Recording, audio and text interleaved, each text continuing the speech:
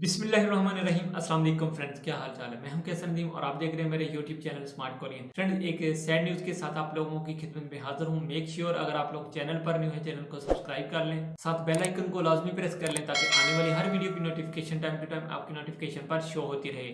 Friends, अमूमन मैं इस चैनल पर आप लोगों के साथ या तो वीज़ा के हवाले से इन्फॉर्मेशन शेयर करता हूं या कोरियन लैंग्वेज के हवाले से कंटेंट शेयर करता हूं। मैंने कभी भी आप लोगों के साथ किसी किस्म की कभी कोई बुरी खबर नहीं शेयर की, लेकिन आज ये खबर शेयर करना मैं अपना फ़र्ज़ समझता हूँ। मेरा मकसद है कि ये खबर सदका जारिया की नीयत से उन तमाम दोस्तों तक पहुँचे जो कोरिया के लिए फ़्लाई करने वाले हैं, जो लोग कोरिया में इंटरेस्टेड हैं, जिनके वीज़ा आ गए हैं, वो कोरिया जाना चाहते हैं। एक्चुअली में सैड न्यूज़ क्या है कि कोरिया ने पाकिस्तान को गैर मुअय्यना मुद्दत के लिए ब्लैक लिस्ट कर दिया है। पाकिस्तान की री एंट्री गैर मुअय्यना मुद्दत के लिए कोरिया ने फिलहाल बंद कर दी है, आज से 23 अप्रैल से। उससे पहले का क्या सीन है वो भी मैं आप लोगों को बताता हूँ। री एंट्री क्यों बंद की, क्यों ब्लैक लिस्ट किया, क्या मसला है, ये सब कुछ दरअसल इसलिए हुआ है कि पाकिस्तान के पिछले कुछ माह से आने वाले दोस्तों ने जो कोविड-19 टेस्ट करवाना लाजमी था, वो बगैर सैंपल के रिपोर्ट लेकर आते थे। आप लोग किसी लेबोरेटरी में जाते हैं, वहां जाके उनको कहते हैं कि हमारा कोविड-19 का जो टेस्ट है उसको नेगेटिव कर दें, हम आपको इतने पैसे देते हैं। वो आपको एक सरसरी सी रिपोर्ट बना के देते हैं। आप कोरिया जाकर जब उनको दिखाते हैं, वहां जाकर जब आप लोगों का कोविड-19 का टेस्ट होता है, वहां जाके आप लोगों का टेस्ट पॉजिटिव आ जाता है। ये एक वजह बनी आप लोगों को ब्लैक लिस्ट करने की।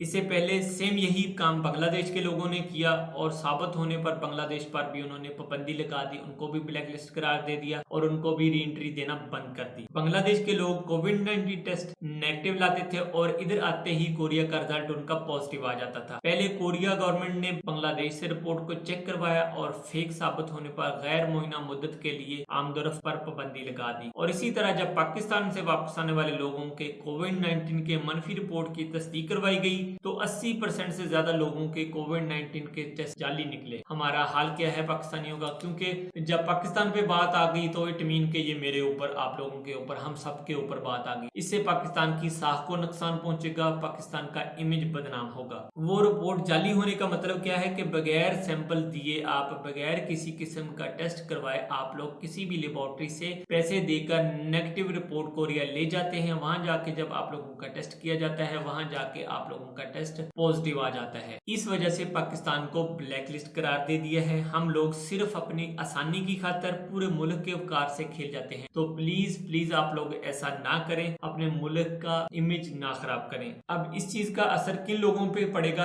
जो रिटर्निंग बाई वहां से आए हुए हैं, जिन्हों के डॉक्यूमेंट सारे रेडी हैं, उनकी फ्लाइट्स लेट हो जाएंगी। जो वीजा लेकर यहाँ पर बैठे हुए हैं, वेटिंग में बैठे हुए हैं, उनकी फ्लाइट लेट होगी। तो आप लोग ऐसा ना करें यार, दूसरों के मुस्तकबिल के साथ आप लोग ना खेलें। अब सवाल एक ये भी है कि आप में से कुछ दोस्त पूछेंगे कि जो बंदे वहां से छुट्टी आए हुए हैं पाकिस्तान में, क्या वो बंदे दोबारा जा सकते हैं? बिल्कुल जा सकते हैं। अगर आप लोग 22 अप्रैल तक पाकिस्तान में छुट्टी आ गए हैं तो आप लोगों के लिए कोई मसला नहीं, आप आराम से री एंट्री वहां की ले सकते हैं। लेकिन जो लोग 23 अप्रैल से पाकिस्तान आएंगे वो दोबारा कोरिया वापस नहीं जा सकते, उनके लिए प्रॉब्लम होगी। तो मेक श्योर आप लोग अगर कोरिया में मुकीम है, छुट्टी करने का इरादा रखते हैं, तो आप लोग अभी फिलहाल पाकिस्तान ना आए, हालात को थोड़ा स्टेबल हो लेने दें, ये बैन जो है लिफ्ट हो लेने दें, फिर आप लोग छुट्टी पे पाकिस्तान आ सकते हैं। तो उम्मीद करता हूँ आज की वीडियो आप लोगों को जरूर पसंद आएगी। वीडियो अच्छी लगे लाइक जरूर करिएगा, दोस्तों के साथ ज्यादा से ज्यादा शेयर करिएगा। मिलते हैं नेक्स्ट किसी और अच्छी वीडियो के साथ, अब तक के लिए फिर अल्लाह हाफिज।